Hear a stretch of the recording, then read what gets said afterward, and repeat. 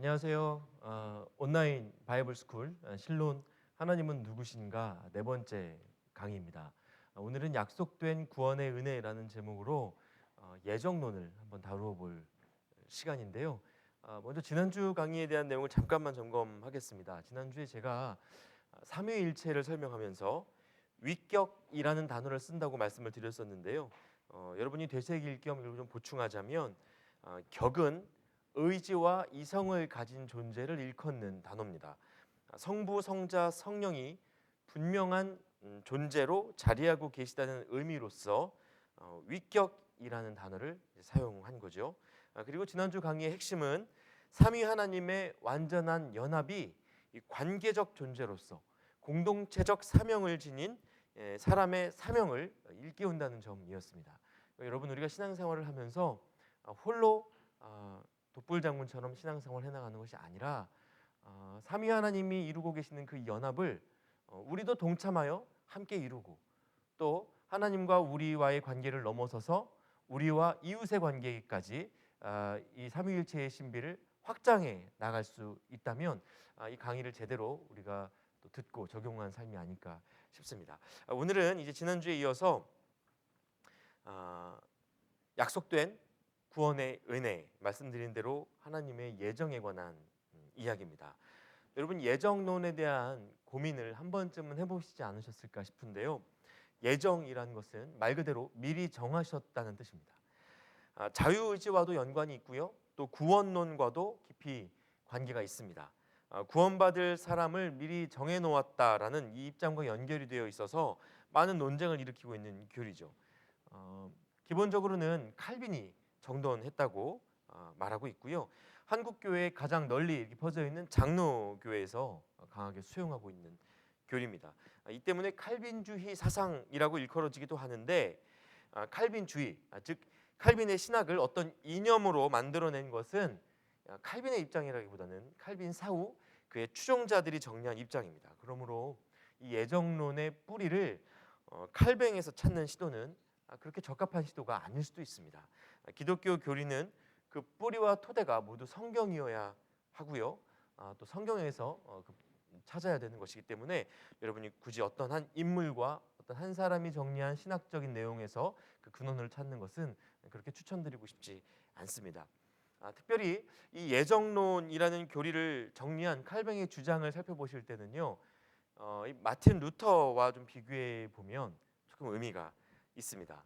이 PPT에 보시면 이 PPT 화면에는 이렇게 그 표가 잘 보이지는 않네요. 제가 어쨌든 내용은 있으니까 한번 보시면 좋겠습니다. 마틴 루터는 여러분 아시다시피 이 솔라 피데, 오직 믿음을 굉장히 강조했죠. 네, 오직 의인은 믿음으로 살리라. 이 로마서 1장 17절의 말씀을 주요 말씀으로 갖고 있습니다.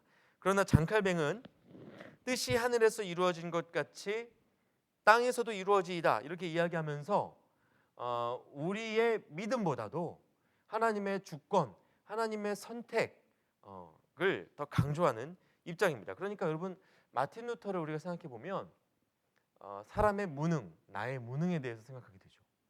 우리가 할 수 있는 일이 하나도 없구나.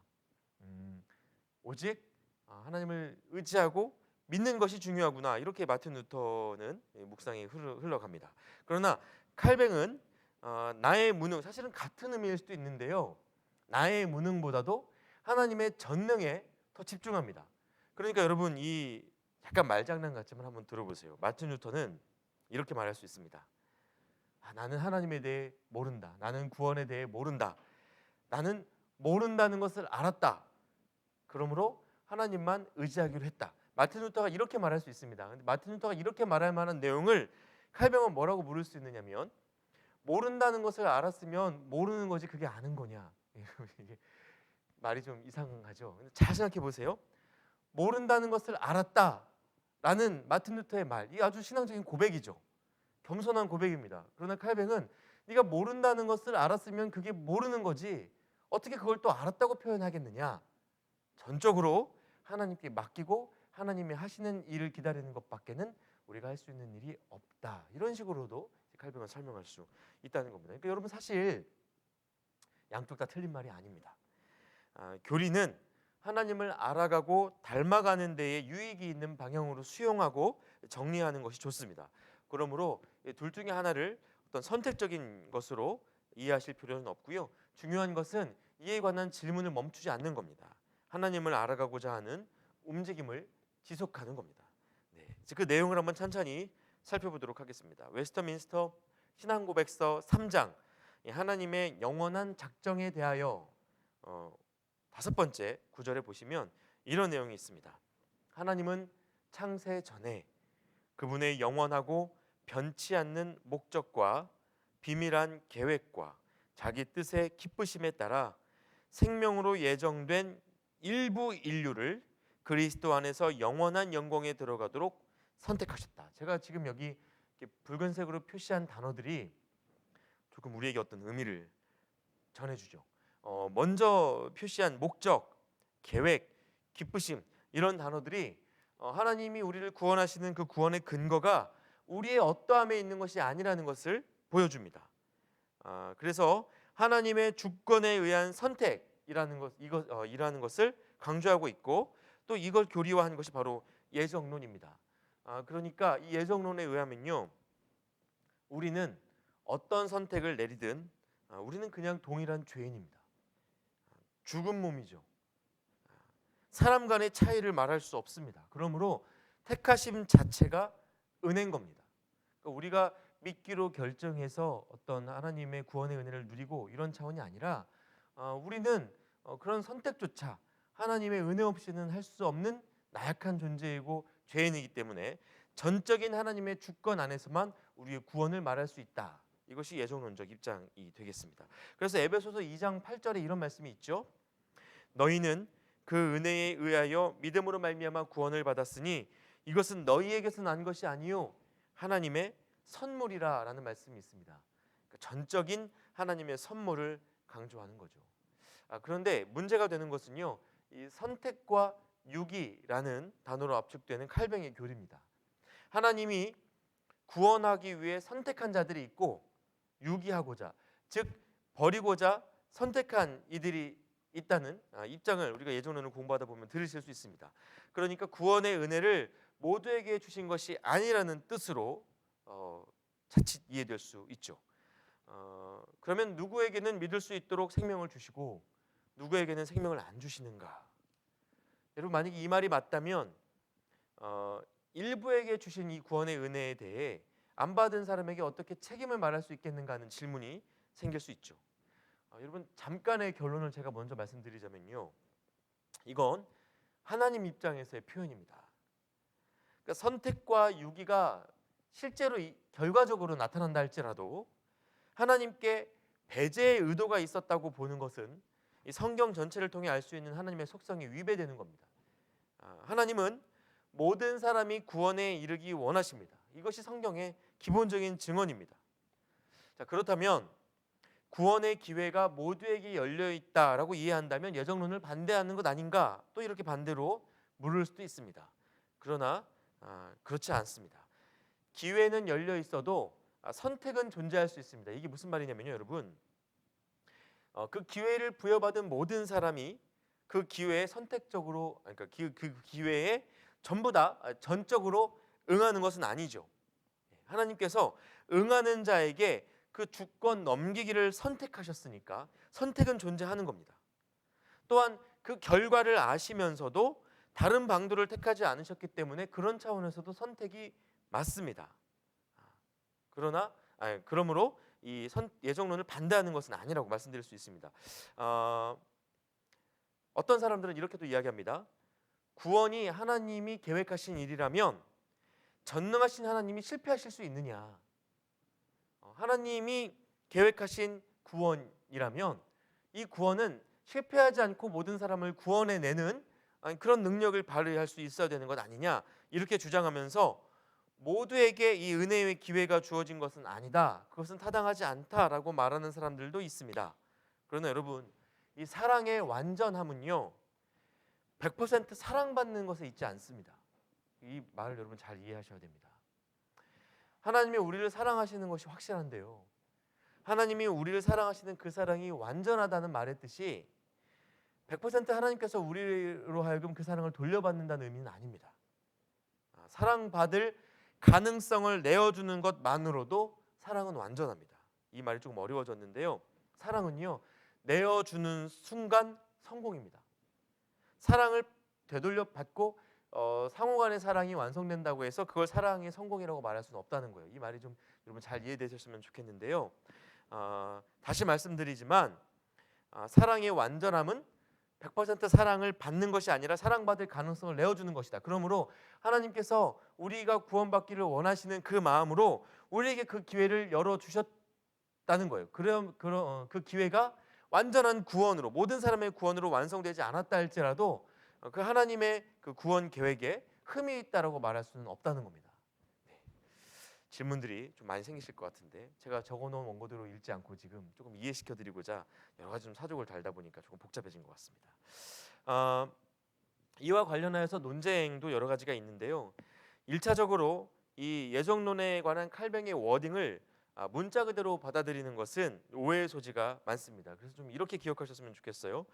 구원과 관련하여서 예정이란 구원받을 사람을 따로 정하셨다는 뜻이라기보다 구원을 이루어 가시기로 작정하신 하나님의 뜻으로 이해하는 것이 좋습니다. 그러니까 하나님께서 모든 사람을 구원하기를 원하신다.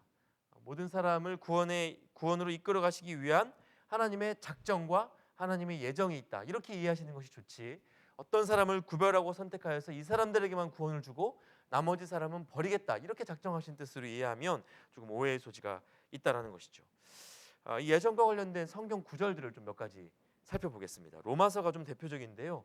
로마서 8장 29절에 이런 말씀이 있습니다. 하나님이 미리 아신 자들을 또한 그 아들의 형상을 본받게 하기 위하여 미리 정하셨으니 이는 그로 많은 형제 중에서 맏아들이 되게 하려 하심이니라. 자, 여러분 이 말씀을 한번 쭉 보시면요. 미리 아신 자들 그리고 미리 정하셨다라는 이 표현들이 우리가 어떤 운명 안에 갇혀 있다는 느낌을 줄 수 있습니다. 그러나 여러분 절대 하나님은 어떤 정해진 운명론 안에 우리를 가둬 놓으신 것이 아닙니다. 가끔 이제 여러분 청년들 중에 누군가 이렇게 이성이 다가와서 하나님이 너를 내 짝으로 예정하셨다고 이야기를 들었다고 이걸 어떻게 하나님 뜻으로 받아야 되냐고 물으시는 경우가 종종 있는데 그런 말을 들으면 여러분 마음이 어떠세요? 마음이 답답하죠. 거부하고 싶죠. 하나님의 예정은요 이런 식으로 어떤 운명론적으로 우리에게 오지 않습니다. 사실 우리가 어떤 배우자를 만날지 하나님이 아시겠죠. 하나님 전능하신 분이시니까. 그러나 그것을 우리의 선택과 상관없이 일방적인 차원으로 얘다 이러면서 강요하고 이러시는 분이 아니라는 거예요. 그래서 여러분 제가 아까도 말씀드렸지만 미리 아신다는 말은 하나님이 우리를 먼저 사랑하시고 돌보시고 이끌기로 결심하셨다는 뜻이지 이 가능성 있는 사람과 없는 사람을 미리 알아보고 이렇게 솎아내거나 어떤 조건을 두고 뛰어난 사람을 선별했다거나 뭐 이런 뜻이 아니라는 겁니다. 이게 7주차 강의에 가면요 제가 악과 고통의 문제를 다루고 또 8주차 때는 하나님의 뜻을 다루면서 이것과 또 관련된 이야기를 한 번 더 말씀드리게 될 것 같은데요. 먼저 이 부분만큼은 이렇게 좀 정리해 두시면 좋겠습니다. 그리고 예정, 즉 미리 정하셨다는 말은 모든 것이 하나님의 다스림 안에 있다는 의미이기도 합니다. 여러분 영화 보셨는지 모르겠는데 이 기생충의 대사에 계획이 다 있구나 뭐 이런 대사가 있잖아요. 하나님께서 계획이 다 있으시다라는 말이기도 해요. 그러니까 우리는 앞날을 몰라서 지금 불안하고 당황스럽고 또 이렇게 급해지지만 하나님은 모든 일의 시종을 알고 계시고 다스리고 계신다는 의미에서 우리가 예정을 말하기도 하는 겁니다. 창세기 50장 20절 말씀에 당신들은 요셉의 고백인데요. 요셉이 형들을 만났을 때 이렇게 말합니다. 당신들은 나를 해하려 하였으나 하나님은 그것을 선으로 바꾸사 오늘과 같이 많은 백성의 생명을 구원하게 하시려 하셨나니 이렇게 요셉이 이야기합니다. 근데 여러분 하나님께서 요셉이 총리가 되도록 미리 정해 놓으신 것이 아닙니다. 하나님의 선한 의지를 누구도 꺾을 수 없고 무엇도 하나님의 다스림에서 벗어나지 않는다는 말로 우리가 예정을 사용할 수 있고, 물론 요셉이 총리가 될 것을 전지전능한 하나님께서 아셨겠죠. 그러나 그것을 미리 정해놓고 그 길로만 갈 수 있도록 하신 것이 아니라는 말입니다. 요셉이 그 인생 속에서 겪었던 어떤 변수와 비극까지도 다스리셔서 선한 목적의 완성까지 하나님이 이끌어 가시고 그 인도하심에 실패가 없으시다라는 고백을 예정이라는 말로 우리가 할 수 있는 겁니다. 그러니까 예정이라는 것은 어떤 짜여진 대본이 있다는 것이 아니라 하나님의 계획과 의지와 주도권을 인정하자라는 말과 같은 겁니다. 그래서 앞서 보았던 로마서 8장 29절에 우리를 미리 아셨다라는 말은 우리를 사랑하셔서 이 역사가 시작되었다라는 말이기도 하고요. 우리를 미리 정하셨다라는 말은 모든 일을 계획하시고 선한 목적과 강력한 의지로 우리의 삶을 구원으로 이끌어가고 계신다라는 말로 이해하실 수 있다는 겁니다. 자, 그리고 한 가지 좀 성경 구절을 더 하나 말씀드리면요, 이 아주 논쟁이 되는 부분이기도 한데 로마서 9장 18절부터 20절까지의 말씀입니다. 제가 PPT에는 18절만 기록해 놨는데요, 한번 보시면요, 그런즉 하나님께서 하고자 하는 자를 긍휼히 여기시고 하고자 하는 자를 완악하게 하시느니라, 이런 표현이 있습니다. 19절 20절 제가 쭉 읽어드릴게요. 혹 네가 내게 말하기를 그러면 하나님이 어찌하여 허물하시느냐, 이 말은 어떻게 책임을 물으시느냐 이런 뜻입니다. 누가 그 뜻을 대적하느냐 하리니, 자, 이에 대한 바울의 대답인데요, 이 사람아 네가 누구에게 감히 하나님께 반문하느냐, 지음을 받은 물건이 지은 자에게 어찌 나를 이같이 만들었느냐 말하겠느냐, 이렇게 바울이 대답합니다. 이 말을 들으면 그냥 그런 줄 알고 질문하지 말라는 말로 들리죠. 네. 하나님이 구원받을 자를 정해 놓으시든 저주받을 자를 정해 놓으시든 네가 지음받은 피조물로서 하나님 앞에 어떻게 질문할 수 있겠냐, 이런 좀 단호한 그런 대답처럼 느껴집니다. 이걸 이제 우리가 토기장이 비유라고 부르죠. 이걸 가지고 예정론의 근거로 삼는 사람들도 있습니다. 그런데 여러분, 이 로마서 지금 이 부분은요, 사실은 그 앞뒤 문맥을 좀 보시면 여기 이 본문들은 어떤 개인의 구원과 관련된 본문이라기보다는 하나님의 구원의 경륜을 이루어가는 어떤 대표적인 민족으로서 이스라엘에 대한 이야기를 하나님께서 지금 하고 계신다는 것을 알 수가 있고요. 또한 이 토기장의 비유는 바울이 갖다 쓴 비유가 스스로 가지고 온 비유가 아니고 예레미야서에 있는 비유를 가지고 온 비유입니다. 이 비유는요, 여러분, 개인의 구원 문제를 다루는 것이 아니라 이스라엘의 민족적 구원 역사를 다루는 차원에서 쓰였던 비유이기 때문에 이 본문을 가지고 어떤 예정론을 설명하고자 하는 개인적인 구원을 설명하고자 하는 시도에는 굉장히 좀 한계가 있습니다. 이것을 지금 제가 다 설명드릴 수는 없습니다만, 어쨌든 이것이 그냥 너는 조용히 하고 하나님께서 정하신 대로 그냥 따라와, 이런 어떤 강압적인 멘트로 이해하지는 않으셨으면 좋겠다라는 말을 좀 드리겠습니다. 하나님의 주권을 강조하는 표현일 뿐이지 하나님이 정하신 대로 침묵하고 따라오라는 말은 아니라는 것 조금 이해하셨으면 좋겠습니다. 자, 그러면 이제 이 예정을 어떻게 이해해야 하는가, 사실 제가 좀 반복적으로 말씀드리고 있는 부분인데요. 자, 먼저 구원에 대해서 이야기를 좀 드리자면요, 누가 구원받은 사람인지 누가 구원받지 않은 사람인지 우리는 모릅니다, 여러분. 칼뱅의 교리를 수용하더라도 선택받은 자와 유기된 자, 결과적으로는 선택된 자와 유기된 자가 있을 수는 있겠죠. 구원받은 자와 구원받지 못한 자가 있다라고 하면요. 그러나 선택받은 자와 유기된 자가 있다 할지라도 누가 그런 선택받았고 누가 유기됐는지 구별하는 것은 불가능합니다. 구원이 은혜인가 믿음의 결과인가? 사실은 둘 다 맞는 대답일 수 있는데요. 이 질문에 은혜다라고 고백하는 것, 그래서 하나님의 주권을 조금 더 강조하는 것이 예정론의 본질이기도 합니다. 그러나 동시에 그 고백이 인간의 선택적 믿음을 훼손하는 차원에까지 나아가면 안 됩니다. 하나님의 주권, 은혜, 그리고 인간의 선택적 믿음이 실제로는 둘 다 중요해요. 자, 그러나 이미 믿고 있는 우리가, 이미 하나님의 은혜를 입은 우리가요, 우리의 선택이 하나님의 은혜와 동등했다라고 말할 수 있겠는가? 자, 이 질문 잘 생각해 보세요, 여러분. 우리가 지금 하나님을 믿죠. 그래서 은혜로 구원받았어요. 우리가 이 구원을 누리기까지는 우리가 예수님을 따르기로 결정한 우리의 선택과 믿음이 있었죠. 자, 그런데 궁극적으로 구원에 있어서 우리의 이 결정이 큽니까? 아니면 하나님의 은혜가 큽니까? 제가 아까 말씀드렸던 것처럼 예정은 이 하나님의 은혜와 이 주권을 더 큰 것으로 인정하자라는 거예요. 그러니까 우리가 선택하긴 했지만 은혜를 입은 우리가 우리의 선택과 하나님의 은혜가 동등하다라고 말하기는 조금 어려운 거죠. 우리가 선택했지만 그러나 하나님의 주권과 그 은혜가 너무나 크다. 우리는 은혜로 구원받았다라고 고백하는 것, 이것이 사실은 믿는 우리의 고백이죠. 이런 차원에서 우리가 하나님의 주권과 은혜를 더 강조하면 설명할 수 있겠습니다. 그러니까 구원 문제에 있어서만큼은요, 여러분, 우리는 누군가의 구원을 확신할 수 없습니다.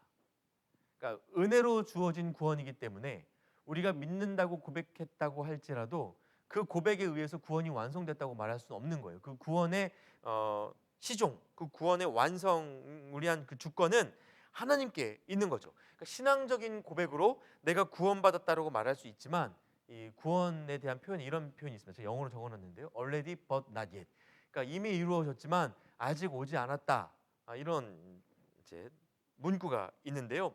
구원은 이미 우리에게 주어진 은혜이지만 아직 이루어지지 않은 사건이라고 봅니다. 하나님 나라도 뭐 마찬가지 개념일 수 있겠죠.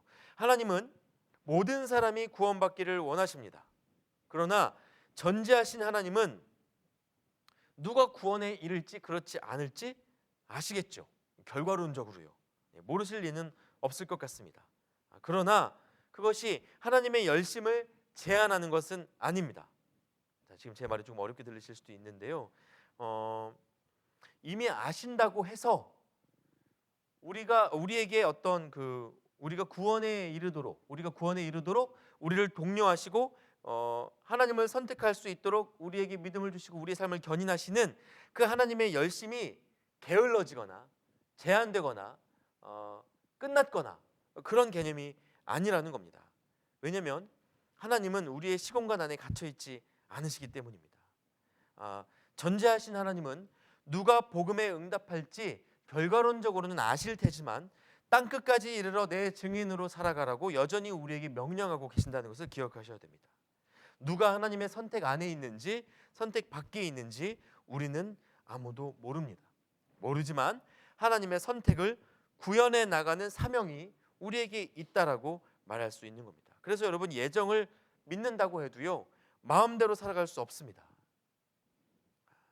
앞서서 예정을 우리를 사랑하시고 구원을 이루어가기로 결정하신 하나님의 뜻이라고 정의했었는데, 이 사랑은 오히려 우리가 열심히 성실하게 이 선한 결정을 담대하게 내리면서 살아갈 수 있는 믿음의 바탕이 되어주는 겁니다.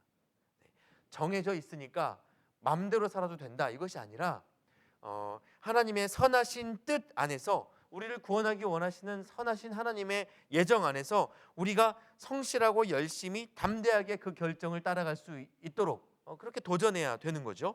그래서 예정은요, 구속이나 속박이 아니라 참 자유입니다. 혹자는 예정을 자유의지의 운동장이다라고 표현하기도 했습니다. 그러니까 마음껏 뛰놀라는 거죠. 왜냐하면 하나님께서 온전하신 뜻 가운데 하나님의 예정하신 그 섭리 가운데 우리의 구원을 이루어 가시는 하나님의 열심이 있기 때문에 우리가 그 자유의지를 가지고 마음껏 뛰놀더라도 그 은혜의 범주 안에서 하나님의 구원을 소망할 수 있다라는 것이죠. 마음대로 살라는 뜻이 아닙니다. 하나님을 의지하는 마음으로 자유의지를 가지고 하나님의 뜻을 적극적으로 선택해 나가라는 오히려 그런 의미로 받아들이셔야 되는 거죠. 예정 안에 속한 선택 안에 있는 사람들은 그래서 이 에베소서 1장 4절 말씀에 이런 말씀이 있습니다.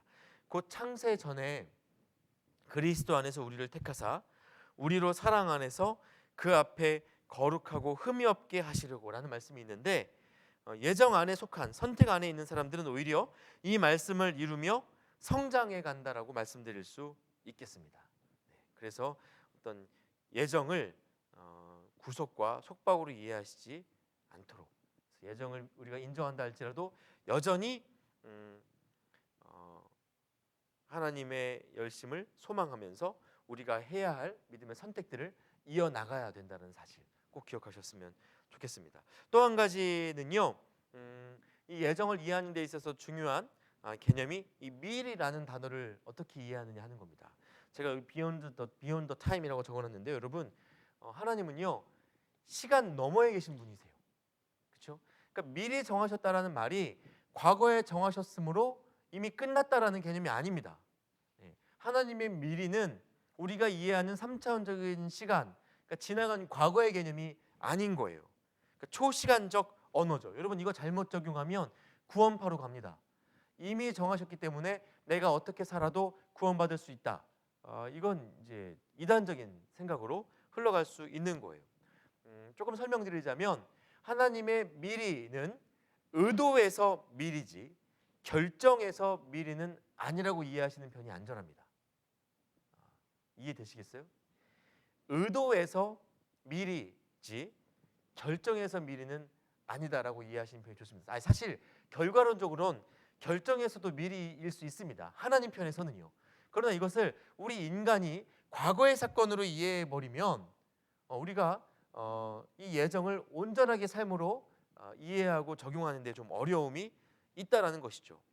결정이 어떻게 날지 하나님은 아시겠지만, 이건 하나님 편에서 초월적이고 결과론적으로 아시는 것이지, 그것이 오늘 우리의 선택을 무의미한 것으로 바꾸는 일은 아니라는 겁니다. 이해가 잘 되고 계신지 모르겠습니다, 여러분. 자, 결정은 하나님이 하시지만, 또는 하셨지만, 결과론적인 의미에서 이 확인은 우리의 선택에 또 달려 있습니다. 그러니까 여러분 생각해 보세요. 하나님은 이렇게 말씀하시는 거예요. 예수님께서요 이 땅에 오셨을 때 이런 말씀을 하셨습니다. 네 믿음이 너를 구원하였다. 그러니까 이 말씀을 들으면 우리가 구원받은 것이 우리의 믿음에 의한 것이구나라고 생각하게 되는 거예요. 그러나 우리는 또 이렇게 고백해야 됩니다. 오직 하나님이 하셨습니다. 이렇게 고백하는 겁니다. 이 두 가지 차원이 공존하고 있는 거죠. 네 믿음이 너를 구원했다라고 말씀하시는 하나님의 마음과 하나님께서 오직 이루셨습니다라고 고백하는 우리의 고백, 이것이 동시에 선포되어지는 거예요. 그러니까 결정은 하나님이 하시는 거지만 우리의 구원을 이루신 그 하나님의 결정, 그것을 확인하는 것은 우리의 선택 없이는 이루어질 수 없는 일이라는 겁니다. 그래서 이 두 가지에 대한 동시적인 인식이 필요합니다. 은혜, PPT에 아마 제가 적어놨을지 모르겠습니다. 하나님의 절대적 주권에 의한 구원 결정, 구원 선택, 이 차원에서의 은혜와 하나님의 은혜에 대한 인간의 책임으로서의 응답, 이 두 가지가 동시적으로 우리에게 인식되어져야 된다는 겁니다. 자, 그러므로 하나님의 예정을 인식하고 이 신앙의 삶을 걸어가는 우리는요, 그냥 예정에 기대어서 물러나 있어서는 안 된다는 게 핵심이에요. 하나님을 신뢰하고 의지하면서 동시에 전력을 다해 하나님의 뜻에 따라 살기 위해서 행동을 이어가셔야 됩니다.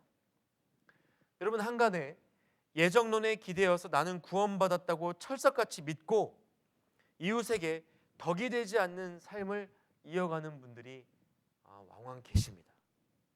여러분, 이것은 우리가 계시의 도구인 것을 모르고, 두 번째 강의에서 말씀드렸던 내용이죠. 삼위일체 하나님을 닮아 이웃을 내 안에 담는 삶으로 초청받았다는 사실을 또 모르고 은혜가 있으니 마음대로 살아가도 된다고 착각하는 것입니다. 그러니까 제가 두 번째 강의를 통해서 말씀드렸던 계시와 세 번째 강의를 통해 말씀드렸던 삼위일체와 또 오늘 지금 전해드리고 있는 이 예정을 완전히 착각하고 있는 삶이에요. 예정론에 기대어서 나는 구원받았으니까 마음대로 살아도 이웃과 별 상관없이 살아도 상관없다라고 믿으면 이건 하나님의 이 예정을 전혀 잘못 이해하고 있는 삶이라는 것을 말씀드리고 싶습니다. 결론을 좀 말씀드리자면요, 모두가 구원받기 원하시는 하나님의 의도와 상관없이 결과론적으로는 구원이 제한적일 수 있습니다. 그러니까 이 말은 모두가 구원받는 것은 아닐 수 있다는 뜻이에요. 결과적으로는요. 이런 면에서 선택과 유기를 인정할 수 있습니다. 그러나 은혜에 대한 우리의 반응이 무의미하다라고 생각하시면 안 됩니다. 우리의 선택에 의해 하나님의 선택이 확인될 수 있다라고 이해하시면 좋겠습니다. 다시 말씀드릴게요. 우리를 향한 하나님의 구원, 그 예정, 그 선택이 우리의 선택에 의해서 확인될 수 있다라는 겁니다. 결과적인 이야기죠. 자유의지에 의해서 예정된 구원의 확인이 이루어지더라도 우리는 그 모든 공로를 예정하신 하나님의 은혜로 고백하면서 살아갑니다. 이해되세요? 하나님께서 우리에게 주신 구원의 은혜가 있죠. 모든 사람이 구원에 이르기를 원하신 하나님의 은혜가 있습니다. 우리가 이 구원의 은혜를 받아들이고 믿기로 결정하고 선택할 때 우리가 그 구원의 은혜를 누립니다. 그러나 그렇게 고백할 수 있죠. 우리가 믿기로 결정해서 그 구원의 은혜를 누렸지만 그 모든 공로를 하나님께 돌려드리면서 이것은 하나님께서 우리를 구원하기 위하여 예정하신 하나님의 은혜였습니다라고 고백할 수 있죠. 이것이 예정에 대한 우리의 그 하나님의 주권을 인정하는 말이에요. 그러나 거기에서 우리의 자유의지와 믿기로 선택한 우리의 결정이 아무 의미가 없었던 것은 아니라는 겁니다. 그래서 저는 여러분 예정을 이렇게 저는 개인적으로 정리합니다. 자, 응답의 의지가 있는 자들에게 작동하는 하나님의 선택이다. 자, 이걸 한번 잘 보세요. 여러분 다르게 정리하셔도 괜찮습니다.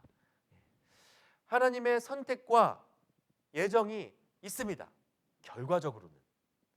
그러나 하나님이 모든 사람이 구원받기를 원하시는 그 하나님이시라는 것은 변하지 않는 사실입니다. 그러나 이 결과적인 하나님의 선택과 예정을 어떻게 확인할 수 있느냐? 응답의 의지가 있는 자들이 믿음으로 하나님 앞에 나아가서 이 구원을 누리는 자가 되었을 때 그 하나님의 선택을 확인할 수 있고 그 하나님의 선택을 인생 속에서 경험하면서 살아간다는 거죠. 그래서 저는 다시 말씀드리자면 이 예정을 응답의 의지가 있는 자들에게 작동하는 하나님의 선택이다. 이렇게 말씀드리고 싶습니다. 물론 하나님의 은혜보다 더 큰 사람의 의지는 없습니다. 우리가 어떤 의지로 하나님을 믿기로 선택했다 할지라도 하나님의 은혜가 더 궁극적이고 더 큰 것으로 고백할 수 있어야 합니다. 그러나 그와 동시에 예정하신 하나님의 은혜를 누리고 이루어가는 우리의 선택을 간과해서는 안 된다는 겁니다. 자, 여러분 조금 정리가 어떻게 되셨는지 모르겠습니다. 이 예정 그 문구 그대로 받아들이고 이해하면 자칫 우리를 향한 하나님의 사랑을 오해하거나 저주받을 자와 구원받을 자가 이미 정해져 있어서 우리가 아무것도 하지 않아도 된다라는 오해를 불러일으킬 수도 있는 그런 교리였는데요. 제가 오늘 강의 내용 전해드렸지만 핵심은 사실 그겁니다. 우리의 반응도 중요하다. 결과적으로는 하나님의 예정과 선택을 말할 수 있지만 그것을 확인하는 길, 그것을 누리는 길은 우리의 자유의지를 통한 믿음의 선택과 결정이 없이는 확인할 길이 없다. 그러므로 이미 어떤 그것을 운명론적으로 결정된 것으로 오해하고 놓아버리는 일이 없도록 주의해야 한다. 이런 말씀을 좀 드리고 싶습니다. 그리고 앞서서 제가 말씀드렸던 내용 좀 잘 이해하셨는지 모르겠는데 사랑에 대한 이야기 이것도 좀 잘 기억해 보셨으면 좋겠어요, 여러분. 하나님은 우리를 사랑하시기 때문에 우리의 구원을 위한 열심을 멈추지 않으십니다. 그래서 계속해서 우리에게 사랑한다고 말씀하시고 그 사랑을 이루어 가세요. 그것만으로 사실 사랑은 완성된 거예요. 그러니까 우리가 그 하나님의 사랑에 반응하여서 우리가 다 모든 사람이 구원을 받아야만 그 사랑이 완전한 것이 아니라는 겁니다. 사랑은 주권을 내어줄수록 완성되는 거기 때문에 우리가 그 기회를 받은 우리가 다 응해야만 그 사랑이 완전한 것이다. 이렇게 오해하는 일은 좀 없었으면 좋겠어요. 이어지는 이 조모임, 이 줌 조모임을 통해서도 이 부분에 대한 것들도 우리 전도사님들과 또 저와 잘 나누어 주시면 좋겠고요. 어쨌든 오늘 강의 내용 반복해서 여러분 기회 되신 대로 좀 들으시면서 예정을 우리가 어떻게 이해하고 우리의 삶으로 누려 가야 하는지 잘 기억하셨으면 좋겠습니다. 또 긴 강의 너무 들으시느라 고생 많이 하셨고요. 다음 주에는 이제 하나님의 성품에 대한 강의가 이어집니다. 지금까지 1주차부터 지금까지의 강의들 여러분 기회 되시는 대로 잘 좀 마음에 새겨보시고 들어보시고 또 한번 정리하시면서 다져가시면 좋을 것 같습니다. 자, 너무 수고 많으셨습니다. 여러분 광고를 통해 들으셨겠지만 내일 우리 이제 부분적으로 오프라인 예배가 재개됩니다. 하루빨리 우리도 모여서 강의 나누고 또 이렇게 교제할 수 있는 기회들이 열려나가면 좋겠습니다. 네, 그럼 여러분 다시 만날 때까지 건강하시고 저는 다음 주에 다시 인사드리겠습니다. 수고하셨습니다.